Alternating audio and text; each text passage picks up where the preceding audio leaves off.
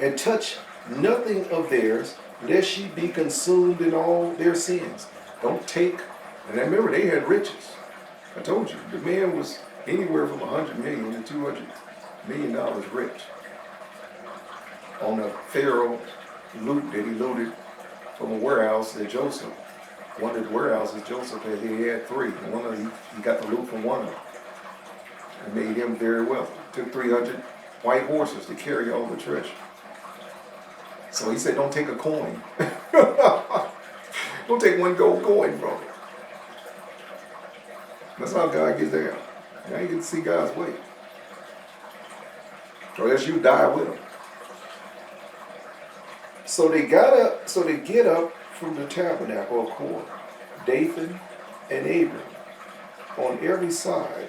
And Dathan and Abram came out and stood in the door of the tents, and their wives, and their sons, and their little children.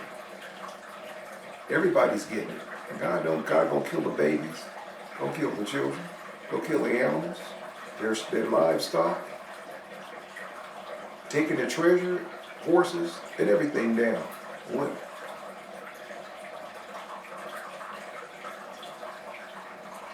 This is how God deals with rebels.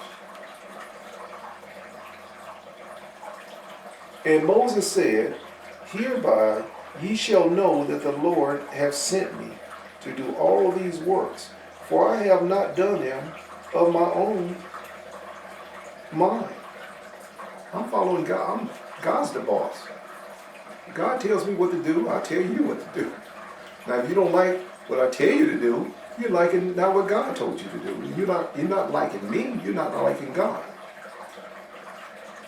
You're not rebelling against me, you're rebelling against God. I'm God's anointed and God's appointed.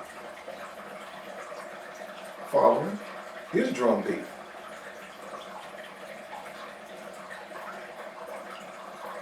If these men, this is verse, make sure you're with me, number 1629. If these men die the common death of all men, or if they be visited after the visitation. In other words, I don't want these men to die just an ordinary death, have a heart attack or something like that. Oh no, God, we got to make a real example of this bunch here. We want them to have an extraordinary death, a supernatural death.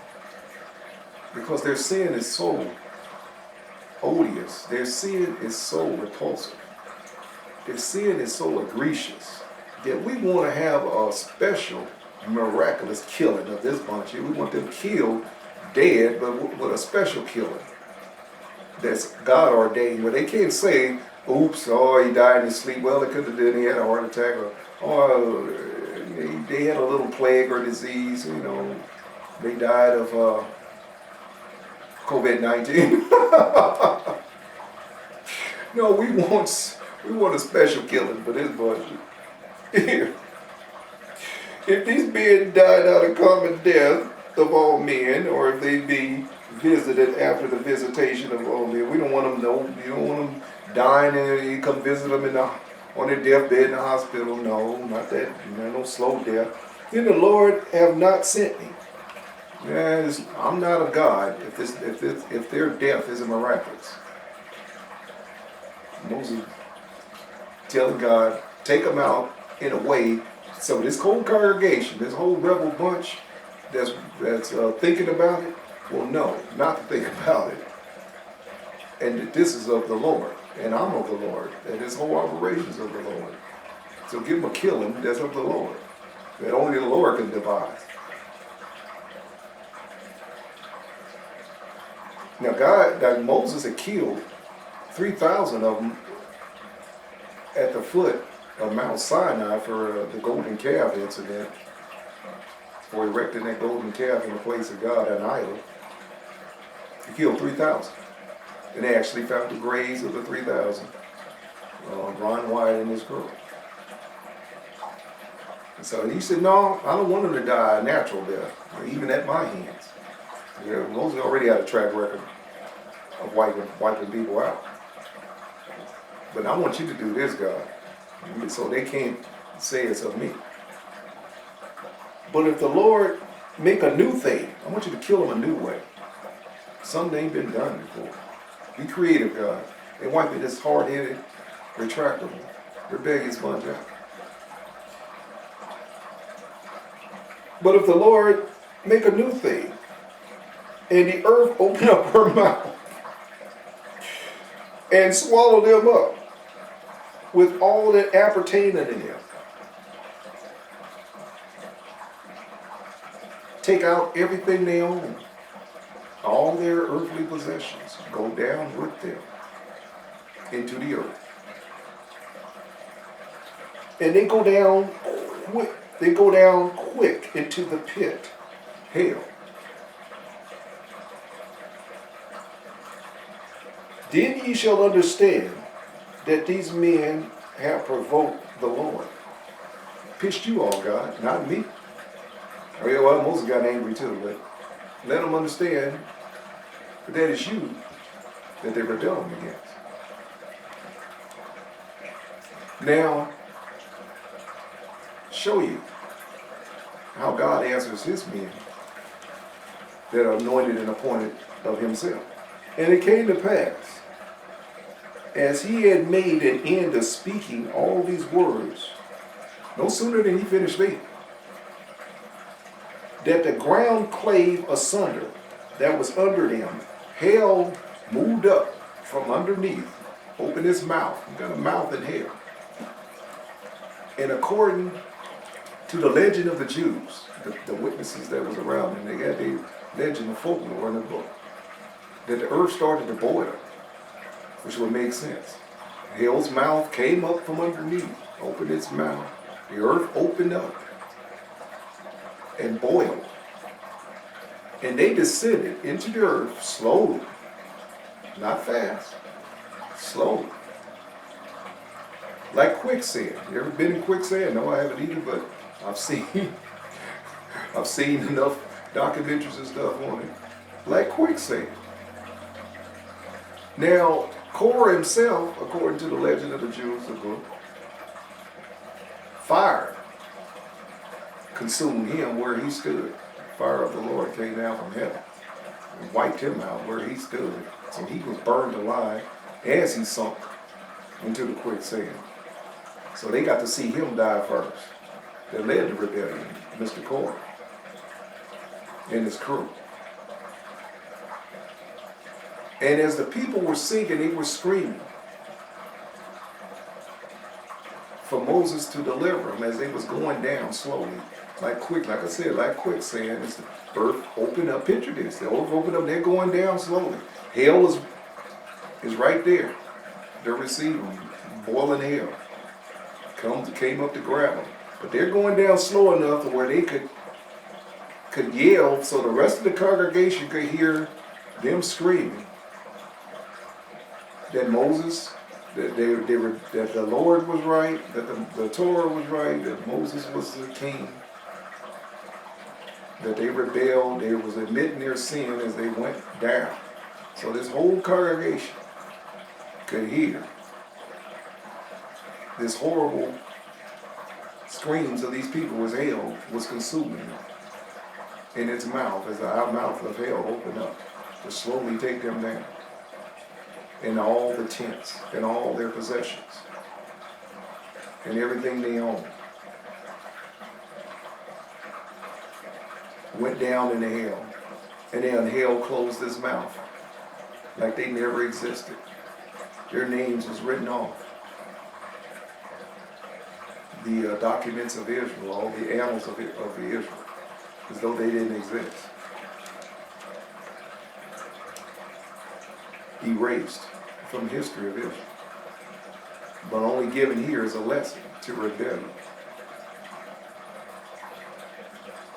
And the earth opened up her mouth. This is verse, make sure you hear with me.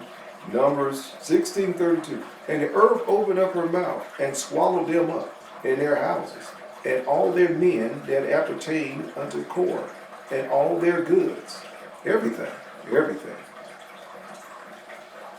They and all that appertained to them, and went down alive. That's what I told you.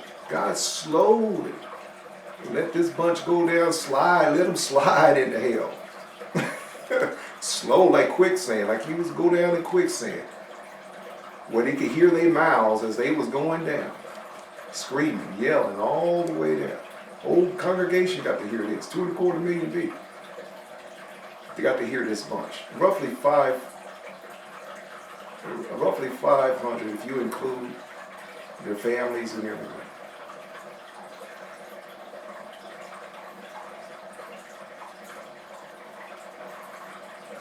Princes, nobles, these were high-level bureaucrats, deep staters that were swallowed up.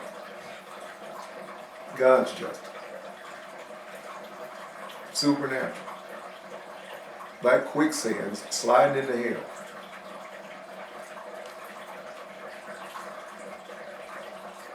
They and all there that appertained to them went down alive into the pit. And the earth closed up on them.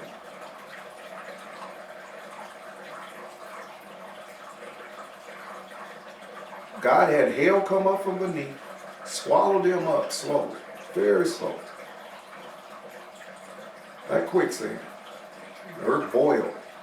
You know, just like you were looking at molten rock or something from a volcano. You get hot enough to even the rock melt. You let it get hot, let hell come up. And I'm sure the rest of that congregation felt that heat. I'm certain of that. Let the ground liquefy from beneath them. Let them go down like quicksand slowly. But yet you can hear their mouths. He had a pocket. There was pockets created. So they could breathe. That's why he said he went down alive. He had pockets where they going down, but yet they could still breathe, slowly being consumed by the earth. And then they closed up as though they never went down and existed. Now I say that's supernatural. I say that's a miracle. I say that was a God-ordained killing. Couldn't attribute Moses to them. Even though God used Moses as the vehicle for it, well, obviously it was God. Just like them crossing the Red Sea. Moses raised his staff. It was God that did the miracle. God parted the Red Sea. But he used Moses as his instrument. He uses the instrument of death right here. No sooner than Moses finished speaking, they died. The earth opened up and swallowed them, and gulped them down. And burnt, I'm sure. And Israel all around about them fled at the cry of them. I'm sure it was horrible. For these rebels. And don't forget their families too. Babies. Animals, everything going down. Horses. I love horses. Everything going down. It's God's wrath. This is the same God that wiped out millions of people. Sodom and Gomorrah, rained fire down on their head. A heavenly fire. A heavenly brimstone, sulfur. Like a 99% grade. Ain't even 98, 99%, ain't even over earth. Von Wyatt discovered Sodom and Gomorrah and south of Jerusalem and Dead Sea area. That's all Sodom and Gomorrah. A city the size of the metropolis of Los Angeles. God wiped out. God got a history of dealing with rebels. They do as thou wilt crowd.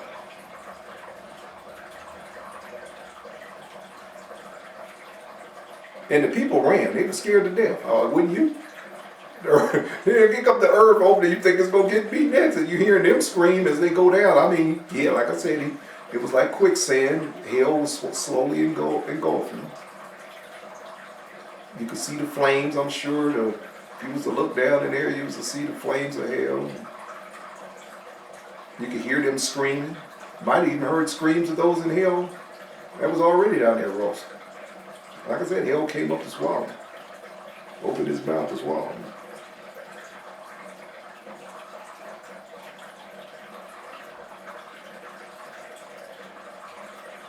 This is God. Go back to verse 33. I love this verse 33. They and all that appertained to them went down alive into the pit, and the earth closed up on them, and they perished from among the congregation. And all Israel that were round about them fled. I can understand that. At the cry of them. I'm sure it was horrible. Imagine you getting swallowed alive with flames boiling beneath you, knowing you're going sliding right into it. For they said, lest the earth swallow us up too also. They know they should be getting it too, but they was thinking the same thoughts. I guess Moses. So they did the natural thing. They ran and got away from that crowd as fast as they could. And there came out a fire from the Lord and consumed the 250 men that offered incense. And the Lord spake unto Moses, saying, fire from the Lord burnt the men up that offered the incense. Instead of lighting the incense, to see the fire of the Lord is supposed to come down and light the censers with the incense in it. It burnt the men up, missed the bowls of incense and burnt the men up. And the Lord said unto Moses, saying, speak unto Eleazar, the son of Aaron the priest, that he take up the censers out of the burning. So save the censers from the dead men that are roasted. And scatter thou the fire yonder, for they are hollowed. The censers of these sinners against their own souls, let them make them broad plates for a covering of the altar. So we're going to use these censers and make a plate, a covering for the altar. For they offered them before the Lord. Therefore they are hallowed. They're sacred. And so we're going to honor the offering to kill the men that offered it.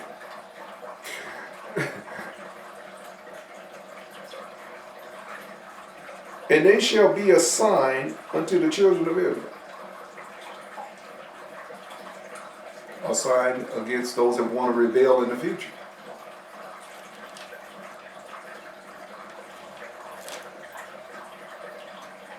And you don't get to give an offering to God unless it's His way.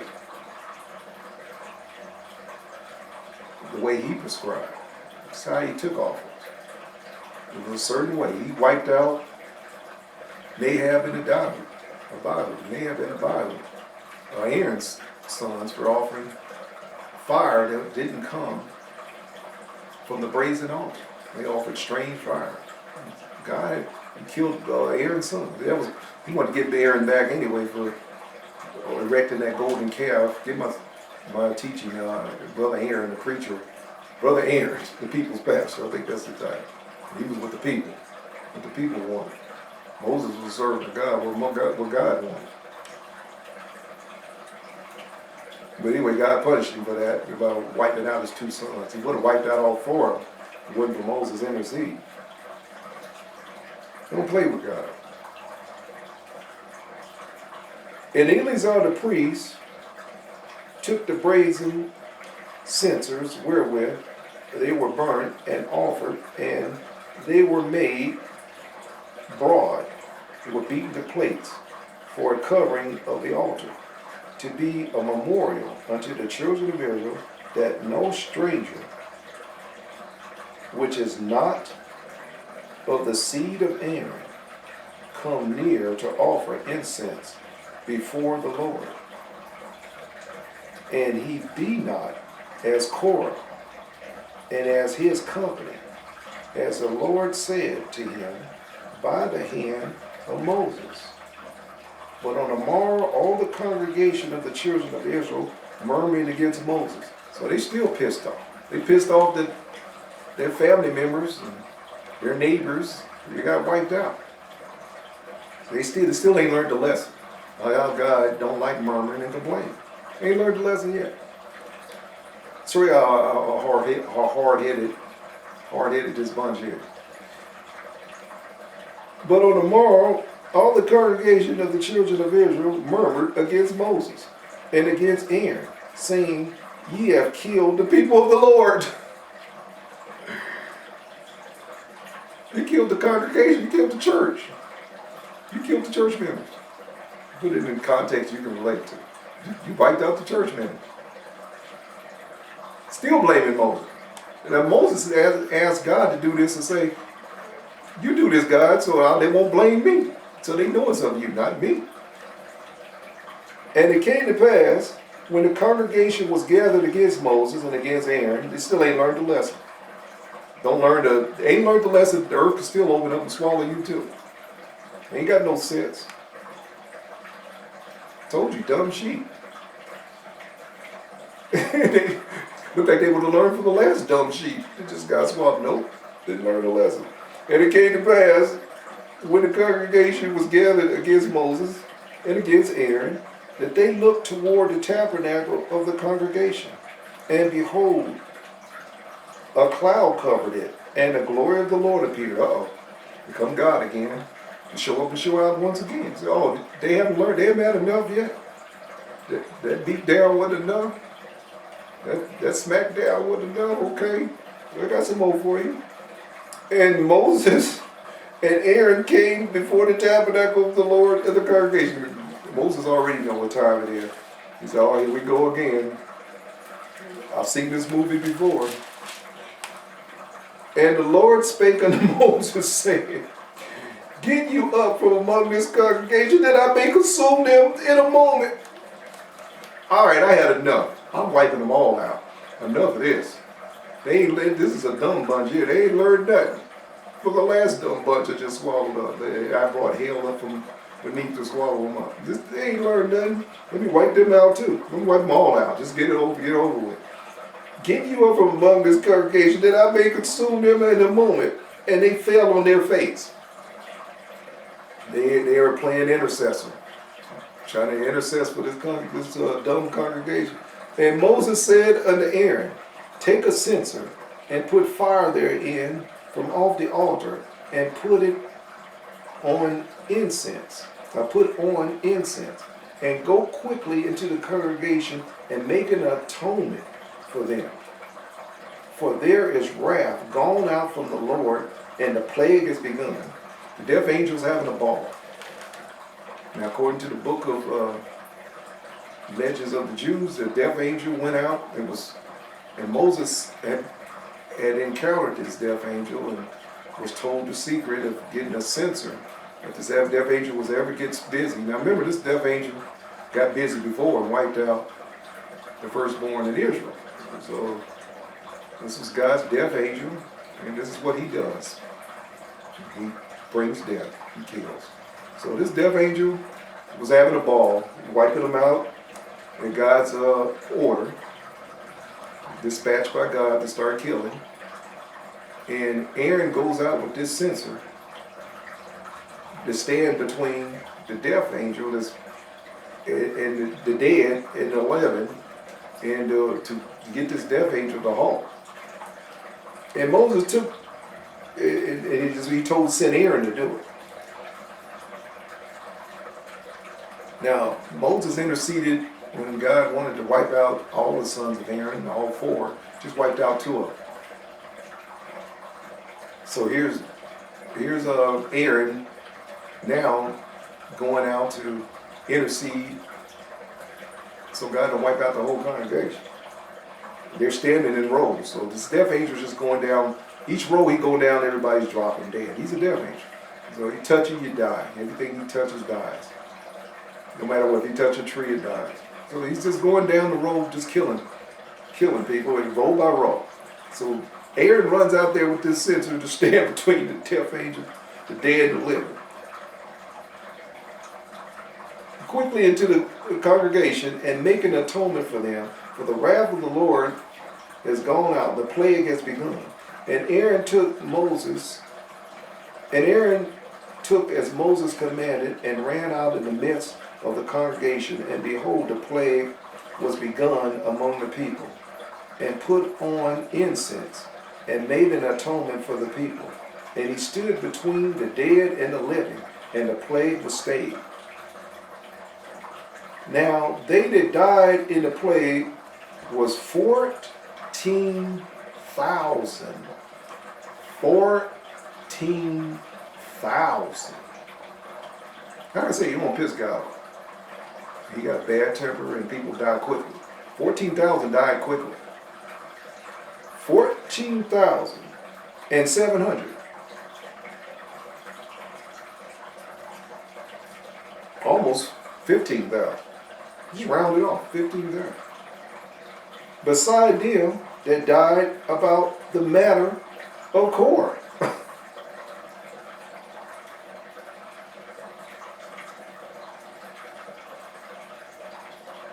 That's just with this bunch here, and not including the rebellious. So a lot of the people died in rebellion against Pastor Moses. He ain't even including the 500. It could be 500 to 1,000. I'm just guesstimating. The Bible just said 250 of the censored men. You got to include their families. It ain't very specific on who else was involved, but we know, minimum of 500 to 1,000 with that bunch.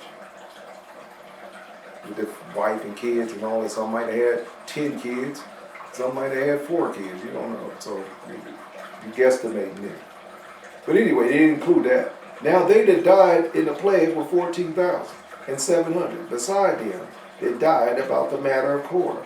And Aaron returned unto Moses unto the door of the tabernacle of the congregation, and the plague was stayed. And the Lord spake unto Moses, saying, Speak unto the children of Israel, and take every one of them a rod. This is verse 17, number 17. And the Lord said unto Moses, Take every one, and speak unto the children of Israel, and take every one of them a rod, according to the house of their fathers. For every tribe have a rod, so there's 12 rods. Of all the princes, according to their house of their fathers, 12 rods. Write thou every man's name upon a rod. All the princes of these other tribes, God said, I'm going to settle this once and for all. I'm going to show you through my miraculous way of showing who I designated to be high priest, who I designated to be king. Moses was the king and prophet of the people. Prophet, king. All these roles was Christ. Christ is our prophet, king, and a high priest. He used to fulfill all these roles. But I'm showing you who these were earthly types. Every year the high priest had to go in and make what was called an high atonement, a high offering, a copper. Or we get the word copper, it means to cover, covering the sins of the people. Yeah, it was called the high atonement, the feast of atonement. And if God didn't accept the atonement, the offering, the people had to bear their sins for that year. It was yearly. So it was a very, very special job to have. That's why Korah wanted it for himself. Dealing with God direct in the Holy of Holies, where God's presence was, the Shekinah glory. I give a teaching on the tabernacle and telling it to him. And thou shalt write Aaron's name upon the rod of Levi. For one rod shall be for the head of the house of their fathers. And thou shalt lay them up in the tabernacle of the congregation before the testimony, where I will meet with you. And it shall come to pass that the man's rod, whom I shall choose, shall blossom, and I will make it to cease from me the murmuring of the children of Israel, whereby they murmur against you. I'm going to shut these people up by demonstrating who I chose to lead the congregation, to lead the church, which is the high priest Aaron. And Moses spake unto the children of Israel, and every one of their princes gave him a rod apiece, for each prince one, according to their father's house, even 12 rods. And the rod of Aaron was among their rods. And Moses laid up the rods before the Lord in the tabernacle of the wilderness. And it came to pass, on the morrow, Moses went into the tabernacle of the witness.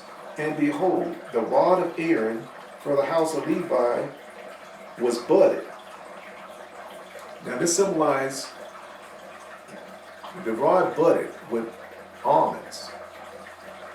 It budded and brought forth bloom blossoms and yielded almonds. And that symbolized Christ. He's a rod symbolizing rulership, and his resurrection symbolizing the blossom, and then it produce almonds, fruit from his resurrection. That was all typifying Christ. And almonds, almond tree is the first tree to bloom in all the tree kingdom. That's the first one that it blooms in winter time. Its blossoms come, and the blossoms come before the leaves. So it appears of dead coming to life out of winter time, symbolizing Christ. And almonds in Hebrew, the word that's even used for almonds is a word that means to strive, to be diligent, to persevere. And that's what the word means. It's rooted in almond. But anyway, God settled that for that bunch, once and for all.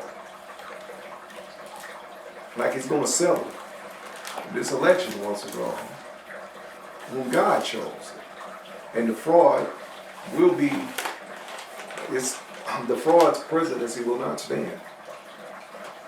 He will be dethroned. And God's going to do it miraculous, where you can't say it was of me. And he's setting it up for a miracle. That's what he does. In his timing, he sets it up where you cannot deny this is God. He's doing it now. Doing shaking.